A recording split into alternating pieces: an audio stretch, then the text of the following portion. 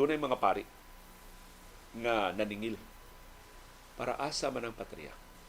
Pila may kitaon sa archdiocese sa patriya. Asa man agastuhon ang kita sa patriya.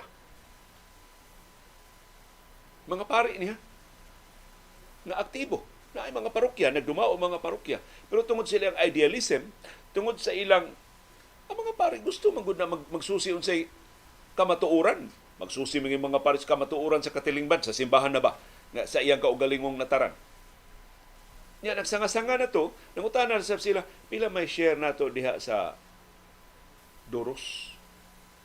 Kanang Duros Construction, mao nay nakagurdoan ang lapad patag kaing luna, prime properties na, real properties diha sa seminaryo.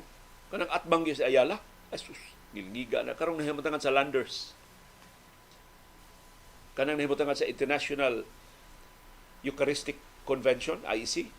Mao na kanang tibok luna, Duros. Mo'y nagpahimus anak karon. So nung ng mga pare, unsa may arrangement tali ni Arsobispo Palma og sa Duros. Moabang ba ang Duros anak? Kung joint venture na, pila may share sa simbahan. Pananglitan, pila man ka milyon ang abang sa Landers kada buwan. Pila man ang share anak sa Archdiocese sa Subo kada buwan, gikan sa abang Landers. Okay. Luna man na sa simbahan ang nahimutangan sa Landers. Pila man ana ang Duros, pila ana ang simbahan. Mao na pangutana sa mga pari.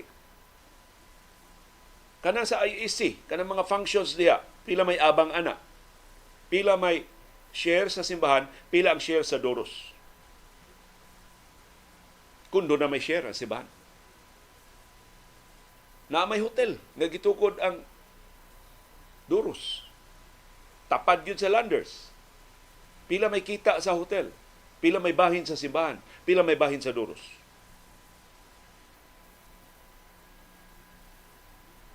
Inamaw ba ng mga pangutana? Dili. Tinarong ang maong mga pangutana. Ug angay lang tubagon ang maong mga pangutana. Tungod sa ilang pagpangutana, ilang man gyud gisuwat ang pangutana sa mga pari, di na sila tagdon. Di na sila tinggan.